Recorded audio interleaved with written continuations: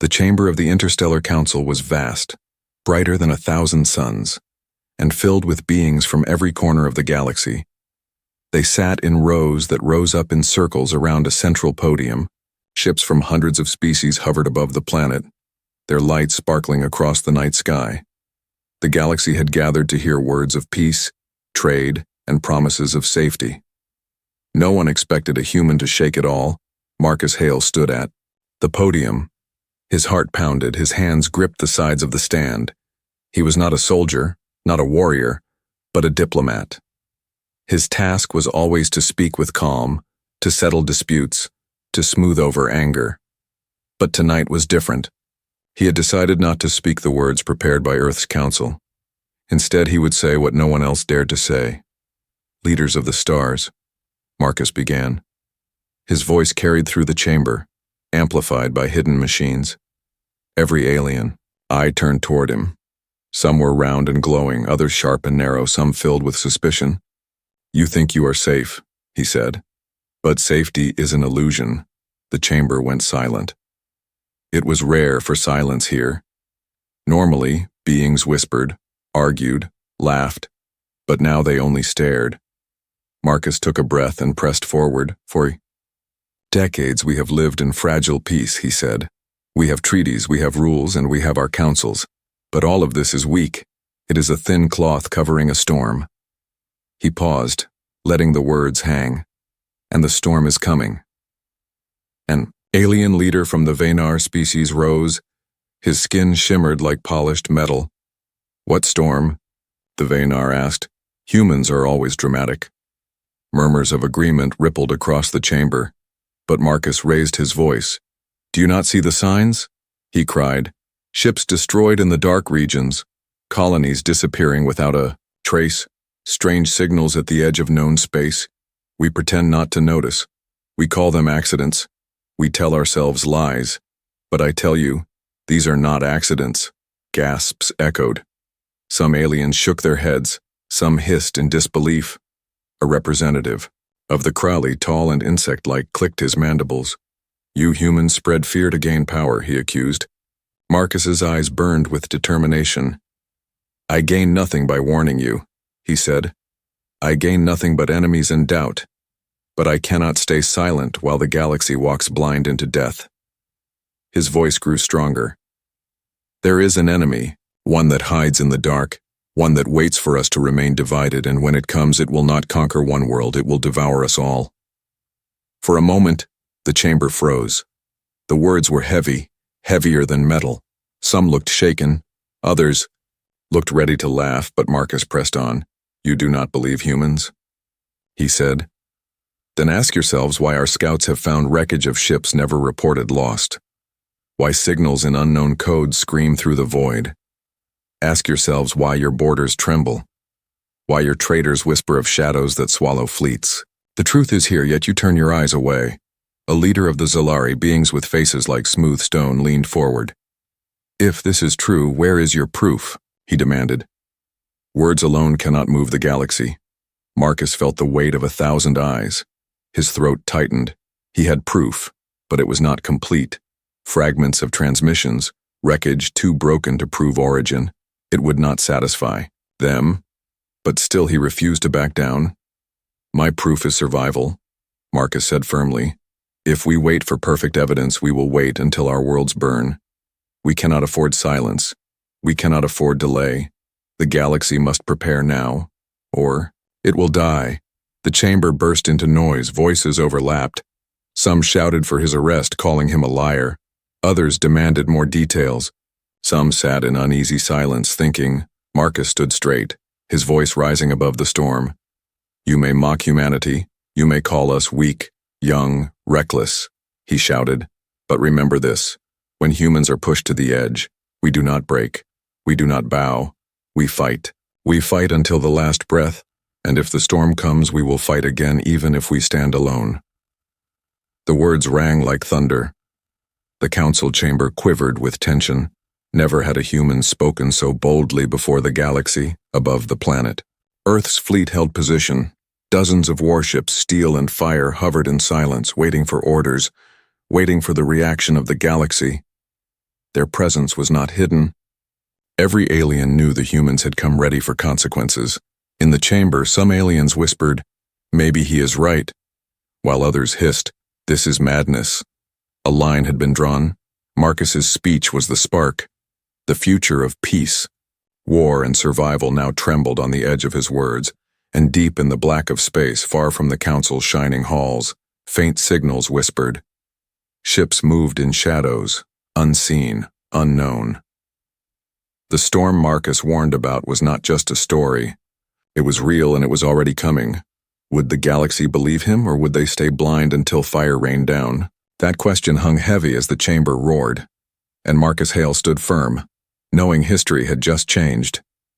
The council chamber did not return to calm after Marcus Hale's speech. It had become a storm of voices.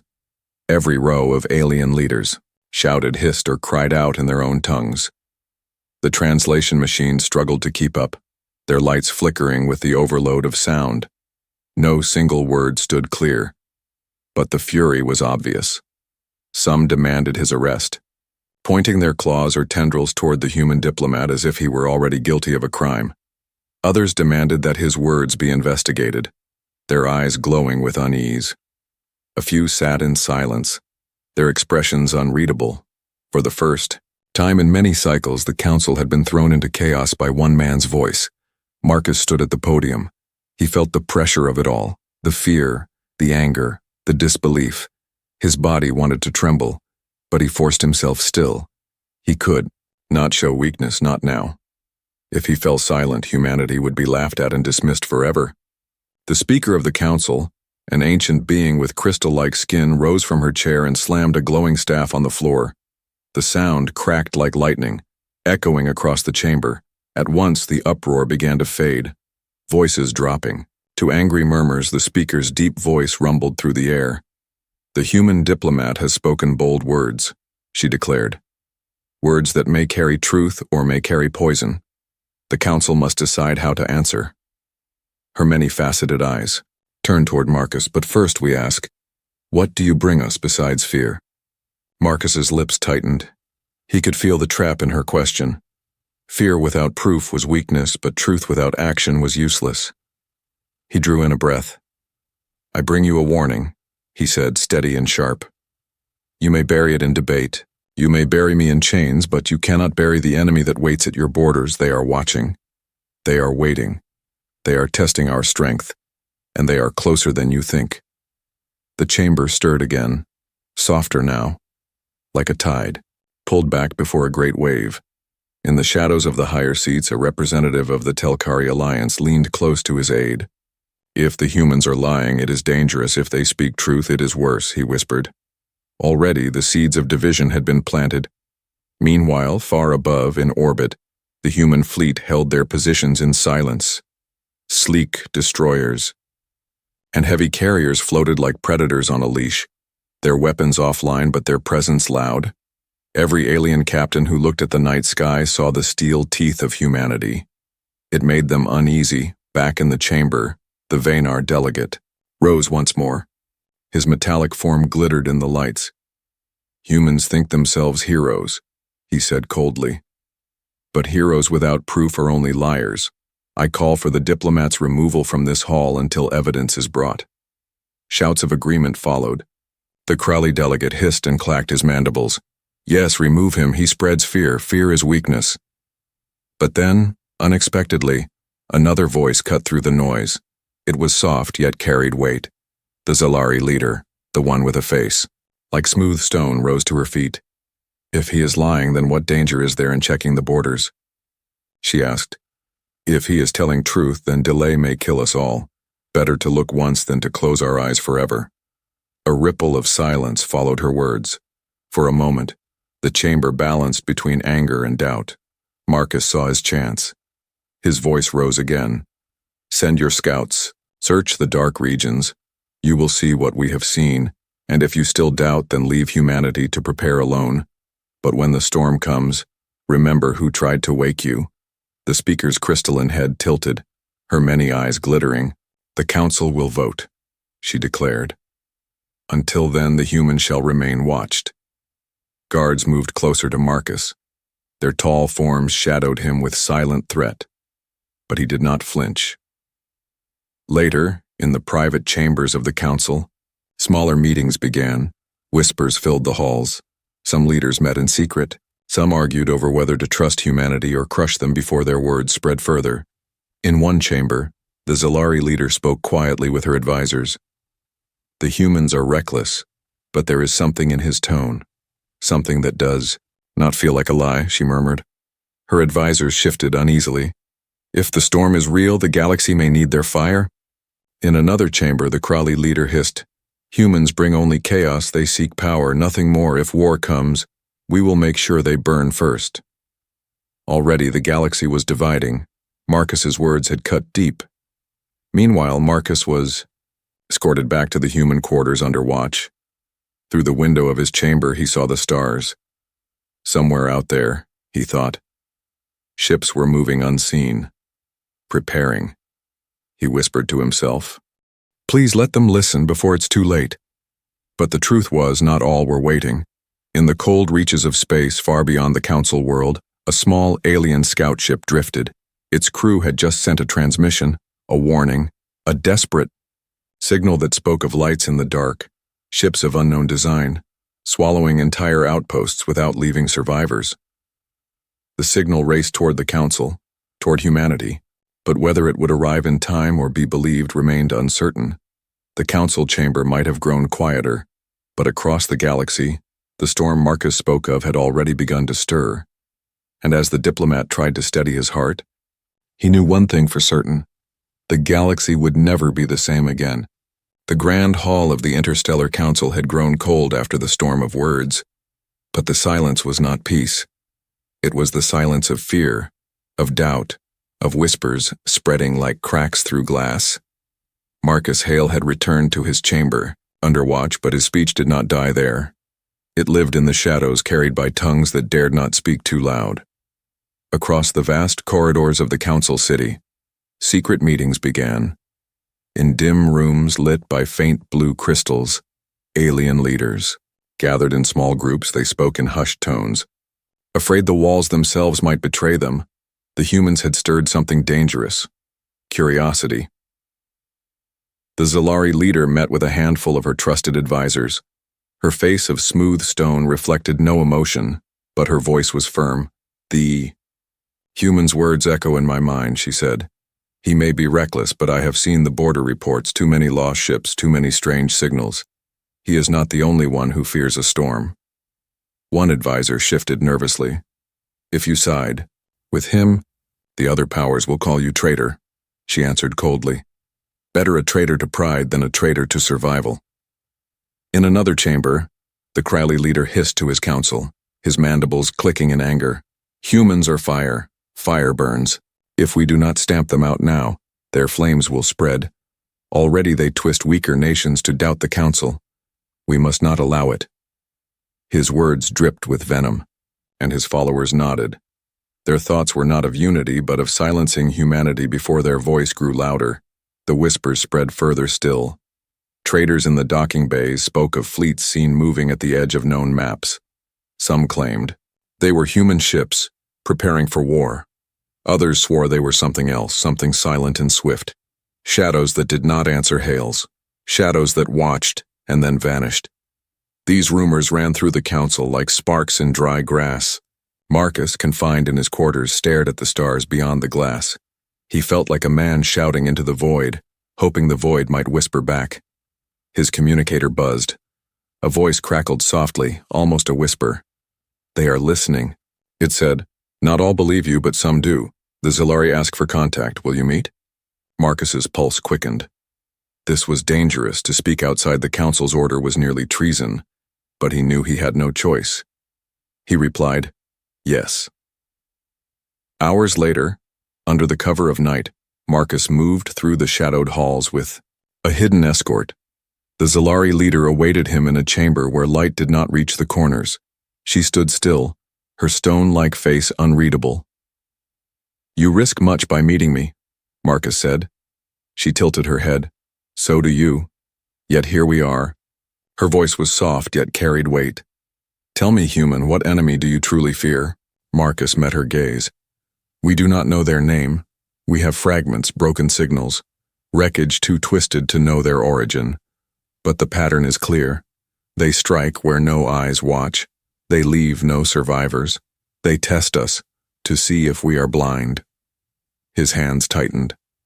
And too often we are. The Zalari leader was silent. Then she said, "If this is true, the council will not believe until the enemy burns a world. They are proud. They are stubborn. They will not move unless fire touches their doors. Then they are all ready." "Too late," Marcus whispered. Meanwhile, in another sector of the council world, darker forces moved. The Crawley had sent word to allies who despised humanity. They plotted in secret chambers.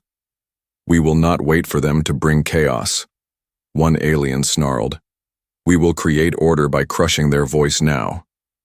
Plans formed to weaken humanities, standing to spread false reports that human fleets had attacked colonies, to paint Marcus not as a savior, but as a spark of war. Whispers and lies tangled with the truth, and soon no one knew which was which. Out in the black of space near the rim of the galaxy, a lone scout vessel drifted. Its crew had been hunting for proof of the storm Marcus warned about. They had found it. But proof did not always return. The scout's final transmission carried images of vast ships larger than anything seen before. Their shapes were jagged, their lights red like bleeding wounds. The signal cut off in static before its location was clear. That transmission sped toward the council, but whether it would arrive before being intercepted was uncertain. Back on the council world, Marcus left his secret meeting with the Zalari and walked through the quiet corridors. His heart was heavy. He had seen the look in her eyes, half belief, half fear. It was something, but it was not enough. He needed more than whispers. He needed undeniable truth, and truth was costly. As he reached his chamber, a message waited for him, a coded human signal, urgent. He opened it, and his eyes widened. The words burned into his mind. Colony lost at Vega Line. Unknown fleet sighted. Survivors none. He sank into his chair, the weight of it pressing into his chest. The storm was not a distant shadow anymore. It had already begun to strike, and while the council whispered and schemed, the darkness at the edge of the galaxy stretched, wider, ships moving like wolves around the flock. Marcus knew the next part of his speech would not be spoken with words alone. The proof was coming, carried on fire, and the galaxy was not ready. The council planet never truly slept. Its skies burned with the lights of thousands of ships. Its streets glowed with towers of steel and crystal. Yet tonight there was a new tension in the air. Whispers from hidden chambers had begun to spread into the open. Small nations, minor star clans, and frontier colonies all argued in private. Should they trust the humans' warning, or turn their backs before it dragged them into chaos? Marcus. Hale could feel it shifting. The storm was no longer only in words, it was moving in secret actions. He stood by the tall window of the human quarters, staring at the endless lights of alien vessels in orbit. He knew some of those ships had already made their choice, and it was not to wait for the council's vote. The first defection came quietly. A small world on the outer rim, known as Rylith, sent a private transmission to the humans. Their message was short, their voice filled with fear. "We believe you. We have seen the shadows at our borders. We will not wait for the council to act. We are with you." Within hours, 3 Rylith ships changed their flight path, breaking orbit from their allies, and heading toward Earth's fleet. Marcus read the message twice. His heart raced. It was a sign, proof that his words were not lost, but it was also dangerous. If word reached the council, Rylith would be branded a traitor. "They risk everything," he whispered, "for a chance to stand with us." In the docking bays of the council city, quiet movements echoed. Crews from smaller nations whispered in human tongues, offering information, offering trade, offering loyalty. Their captains carried faces of fear, but their eyes held the fire of survival. They had chosen a side, but not all reactions were hidden. In the council chambers, fury erupted when rumors of defections leaked. The Crowley leader slammed his claw against the railing, his mandibles clattering in rage. "The humans spread poison," he hissed. "Now weaker nations fall to their lies. If we allow this, the galaxy will fracture." His words were echoed by allies, their voices rising in anger. The Speaker of the Council struck her staff once more, but even her authority could not smother the rising divisions. Each new rumor became a blade cutting deeper between unity and distrust. Meanwhile, far across the stars, ships moved that were not aligned to any flag. At the edge of the Vega line, a shadow fleet stirred, its movements silent, its signals hidden. One world had already fallen, but its screams had been cut short before. Reaching the council, the invaders moved like predators, watching as the prey argued among themselves. Back on the council world, Marcus was summoned to a private channel. The Zalari leader appeared on his screen, her smooth stone face dimly lit. "The storm is real," she said quietly. "Our scouts near the rim have vanished. Rylith is not foolish. They have seen what we have seen." Her voice hardened. "But know this, human. If you are wrong, you will not only destroy your world, you will destroy mine too." Marcus nodded, his throat tight. "I would not gamble with lives," he said, "but we must act before the storm swallows us all." The news of Rylith's defection reached the public hours later. When it did, the council erupted into near violence. Delegates shouted across the chamber, accusing each other of weakness, treason, or cowardice. The Crowley demanded sanctions against humans and their new allies, while others shouted to delay judgment until proof was undeniable. Marcus stood once again before them, his voice firm though the chamber shook with fury. "You can silence me, you can silence Rylith, but you cannot silence the truth. The shadows are real, and they are already here." He looked across the sea of faces. "Every day you wait, you give them more strength. Every day you argue, more lives are lost." But not everyone wanted to argue. Far above, more ships began to move. A small cluster from the Zalari turned quietly toward Earth's fleet. Another, from the Dayari, a people once neutral in all things, slipped away under the cover of darkness. The galaxy was dividing not by vote but by survival. Still, betrayal walked close. Not all who pretended to ally with humanity came with clean hearts. Spies moved among the docking bays, carrying news of human strategies back to the Crowley and their allies. False signals were planted, making it appear that humans had attacked. Neutral stations' lies began to weave into the truth until even friends doubted one another. That night, Marcus sat alone in his quarters, staring at the stars. He thought of Earth, of the millions who did not know how close the storm was. He thought of Rylith's brave ships now placing themselves between humanity and the void. He thought of the whispers of betrayal growing louder. Then, a sharp buzz broke the silence. His communicator lit up with a new report. His blood ran cold. As he read, "Unknown fleet attacked the colony of Daylor. Survivors none. Wreckage confirmed. Enemy design unrecognized. Fleet size unknown." He pressed his hands against the table, his heart thundering. The storm was no longer whispers. It was here, striking faster, spreading wider. And while the council still fought over words, worlds were already burning. Marcus knew what would come next. The defections would not remain quiet. More worlds would join humanity. Others would turn against them. The galaxy would not wait for proof much longer. The enemy was moving, and the council was breaking, and somewhere, in the deep dark between stars, the shadows grew bold, testing, striking, waiting for the moment when the galaxy would be too divided to fight back. The first defectors had chosen their path, but the true war had only just begun. The first reports came like whispers, drifting through coded transmissions, but soon they became screams no one could ignore. A colony had burned, then another, and another. Each report was the same: silence followed by wreckage, empty signals, and no survivors. At first, the council tried to deny it, calling them accidents or pirate raids, but denial could not hold against the flood of death. Marcus Hale stood in the human command chamber on the council world, his face pale, his jaw tight. He had warned them, begged them, shouted until his voice nearly broke, and now the proof had arrived in fire. A screen glowed before him, showing images from the Vega line.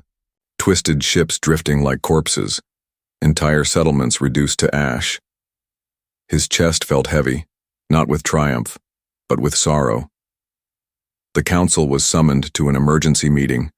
Delegates rushed through the halls, their faces etched with fear. For once they did not look at Marcus with scorn. They looked at him with unease, some with shame, others with anger that he had been right. When the Speaker of the Council struck her staff, the chamber was filled not with debate, but with silence. The images of destroyed colonies played across the walls. No translation was needed. Death spoke. In all languages, the Crawley leader rose first, his mandibles clicking furiously. "This cannot be the humans' doing," he admitted with bitter reluctance. "Their fleets are strong, but not strong enough to strike so many so fast. No, this is another hand, a hidden hand." The Zalari leader's stone-like face glimmered in the council lights, her voice steady. "The humans spoke truth. The storm is real, and it is here." Marcus stood slowly, his heart pounding. He looked across the chamber, his voice firm. "Now you see what I warned you. They are not shadows anymore. They are here, and they will not stop until they consume us all." He let the words hang. "You can still fight, but only if you fight together." The chamber erupted into voices again. Some shouted for immediate unity. Others demanded proof of the enemy's origin. Some whispered of retreat, hiding behind shields and walls. The speaker listened, her many-faceted eyes dim with unease, but proof came faster than words. An aide rushed into the chamber, trembling. "Another attack," he cried. "The colony of Theron has fallen, their fleet destroyed in hours, survivors none." He handed over a data crystal, which displayed jagged, monstrous ships unlike anything known. Their hulls gleamed black with crimson lights. Their weapons tore through defenses with precision. They did not take prisoners, they did not speak, they only destroyed. The council chamber filled with dread. For the first time in centuries, alien leaders felt the same fear in their bones. Above the planet, warships scrambled into motion, fleets of different banners powering up their weapons, no longer ceremonial, no longer waiting. They prepared for war. Some turned toward the human fleet, seeing them now not as agitators but as possible allies. Others remained hesitant, caught between pride and survival. Marcus returned to the human fleet's command deck. The view of space before him seemed sharper now, as though the stars themselves held their breath. He watched as Rylith's ships formed a tight cluster beside Earth's destroyers, followed by the Zalari vessels that had defected in silence. One by one, smaller fleets edged closer, as if testing the weight of unity. But not all ships moved toward them. Some turned away, retreating to their own territories, leaders unwilling to gamble. Their retreat left dangerous gaps in the defense lines. Marcus knew the enemy would strike those weak points first. "Sir," a human officer said beside him. "Signals detected at the rim, multiple contacts inbound, pattern unknown." Marcus's throat tightened. "How many?" The officer hesitated. "Too many to count." On the monitors, the first wave appeared. Ships like dark blades cutting across the stars. They moved with a predator's grace, silent and unrelenting. No banners, no signals, no names, only death. Panic erupted in the command decks of alien fleets. Some captains shouted to fall back. Others demanded to open fire. Marcus stepped forward, his voice steady, though his heart thundered. "Hold the line," he said. "If you run, they will chase you down. If you stand, we may yet survive. This is the moment, not for speeches, not for doubts, but for action. Hold the line." His words spread across open comms, echoing into ships beyond human control. They were simple, but they struck with force. Some captains listened, rallying their ships into formation. Others still hesitated, but the line began to take shape. Then, the enemy struck. The first blasts ripped through the void, tearing apart a Crawley frigate in a single strike. Fire exploded in the darkness, followed by screams over comms. Alien warships fired back, beams of light, bursts of plasma, streaks of missiles. The black sky erupted into chaos. The humans fought at the front, their destroyers unleashing volleys. Rylith ships shielded their flanks. Zalari vessels held the gaps. The enemy moved fast, too fast, slipping between fire like shadows. Each time one fell, two more appeared. Marcus gripped the railing, watching. As the battle unfolded, his words had sparked a call to arms, but now it was fire that would decide if the galaxy listened. In the council chamber, the speaker watched the battle feed with silent horror. The council no longer argued. They only watched, knowing their future was being written in blood. And in the dark of space, as warships clashed and worlds trembled, the storm revealed its face. Marcus had been right, but being right was no victory. It was only survival. And survival would demand more than words. It would demand sacrifice. The galaxy had awakened, but it had awakened to fire. The battle at the Vega Line changed everything. The galaxy no longer argued over whether the storm was real. They had seen it with their own eyes. Enemy ships, dark as shadows, had torn through fleets, leaving wreckage burning in silence. For the first time in centuries, the council chambers were not filled with debate. They were filled with fear. Marcus Hale stood at the heart of the human flagship Resolute. The lights were dim, the air heavy with the smell of metal and recycled air. Screens showed reports flooding. In from across the stars, some worlds had held, others had fallen. Entire colonies had gone silent. The enemy struck like lightning and then disappeared into the void, leaving nothing but silence. The galaxy trembled. Fleets scrambled to prepare. Worlds raised shields that had not been tested in lifetimes. Old warships that had gathered dust were dragged from docks and pushed into service. There was no longer time for pride, no time for delay. The storm had arrived, but even as fear united some, it divided others. Some leaders called for joining humanity and building a joint fleet. Others whispered of retreat, sealing their borders, saving only their own kind.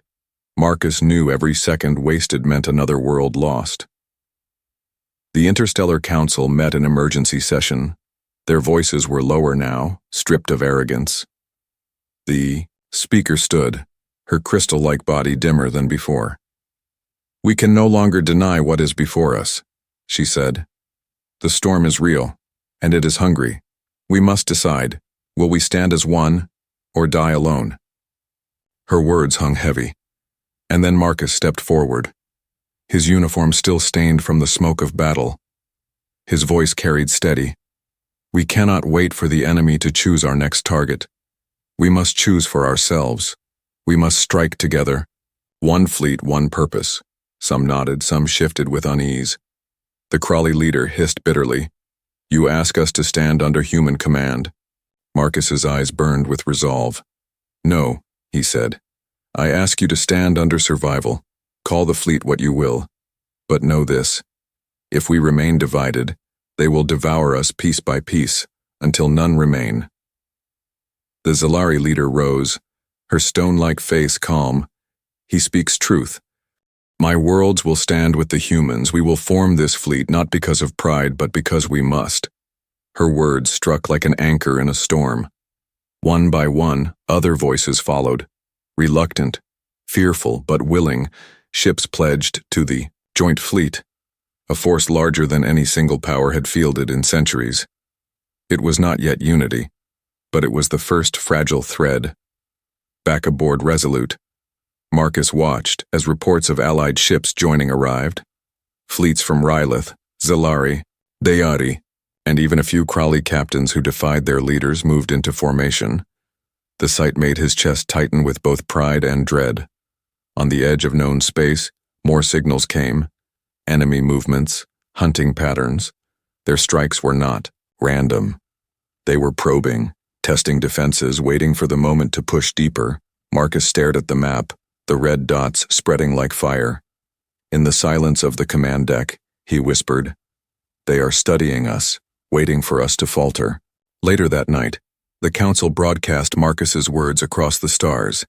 His speech was simple, stripped of grandeur, but it struck deep. "The enemy does not see Zalari or Crawley or human," he said. "They see prey. They see worlds to burn. They see voices to silence. If we remain divided, we will be nothing but dust in their wake.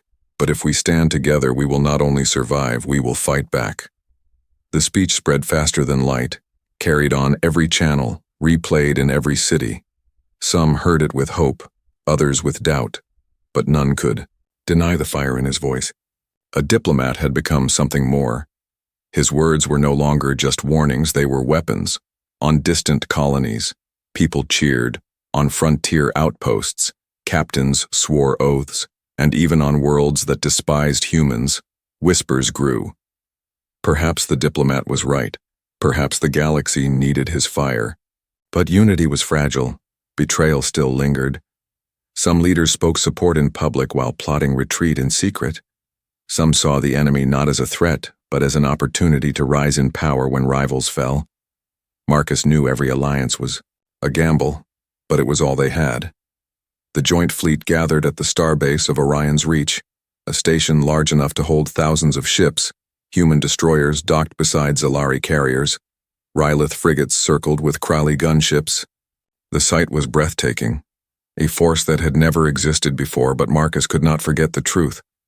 This fleet was untested, its unity unproven. As the ships prepared, a message arrived from the Rim, a desperate cry for help. Unknown. Fleet attacking Yora Prime, defenses failing, need reinforcements. The signal cut with static. Marcus stood on the command deck staring at the star map. Yora Prime was a rich world, a symbol of council power. If it fell, the galaxy's fragile. Unity would shatter. All eyes turned to him, waiting. His voice came firm.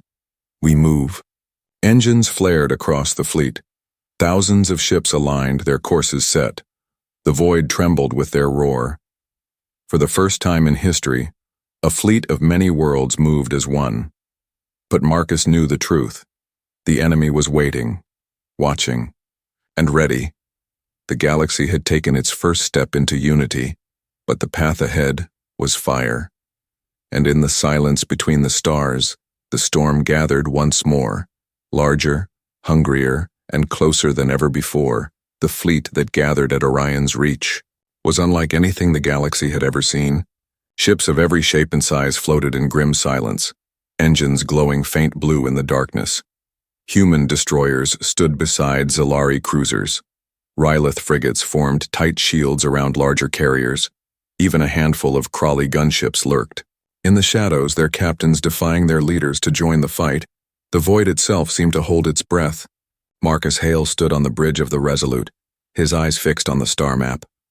The enemy had struck Yora Prime, a jewel world of the Council. Its cities gleamed with towers of glass and crystal, its skies once filled with trade ships. Now its distress call played on loop, broken by static. Defenses failing, enemy ships. Too many. Request immediate aid. Then silence. The joint fleet jumped, tearing through the void. Every second stretched like an eternity. Marcus could feel the weight of 1,000 worlds pressing on him. This was more than a battle. This was proof. If the galaxy's first united stand fell apart here, then unity would shatter forever. The fleet emerged near Yora Prime, and the sight froze the breath in their throats. The planet burned. Fires raged in the atmosphere, orbit littered with the shattered bones of defense platforms.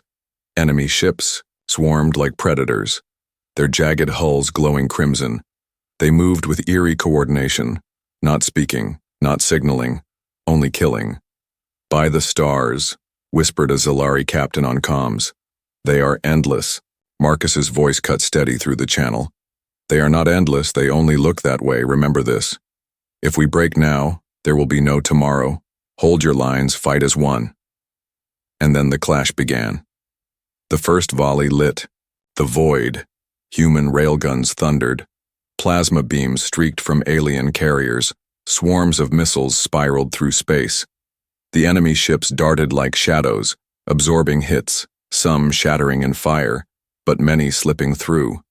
They struck with precision, ripping a Rylith frigate in half, tearing holes in a Crowley gunship. Their weapons burned like spears of red lightning. The battle spread wide, a storm of light and fire. Marcus gripped the railing as reports filled the bridge. Frigate Dawnstar lost. Carrier Eterna crippled.